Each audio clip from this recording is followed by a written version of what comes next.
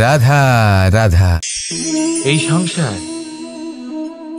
এই সংসারের অন্তের এর বিনাশের প্রারম্ভ কিভাবে হয়?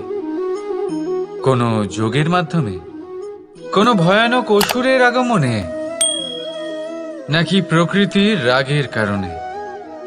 না, এই সংসারের বিনাশের প্রারম্ভ হয় আমি থেকে। এই আমি, এই তুমি, এটা আমি করেছি, ওটা তুমি করেছো, এটা আমার, ওটা তোমার, আদি ইত্যাদি। এই ভাব যখন মনে বাসা বেঁধে নেয়, সর্বপ্রথম ঘর ভাগ হয়, তারপর বসতি, তারপর প্রাণ, আর তারপর দেশ, আর সবার শেষে সমস্ত সংসার ভাগ হয়ে যায়। আর এই ভাগ হয়ে যাওয়া শেষে মনোমালিন্যে পরিণত হয়। এখন এমত অবস্থায় কি করা যেতে পারে?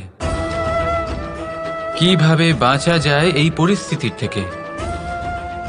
কিভাবে দূরে থাকা যায় এই বিনাশের থেকে? উত্তর সেই একটাই, করুণা। একে অপরের দরকারগুলি বুঝুন, একে অপরের সমস্যাগুলি বুঝুন, একে অপরের দুঃখের সাথী হয়ে দাঁড়ান, একে অপরের সুখের ভাগীদার হন। আর শেষে যখন এই আমি আমরাতে পরিণত হবে, তখন এই বিনাশ নিজে থেকেই দূরে চলে যাবে।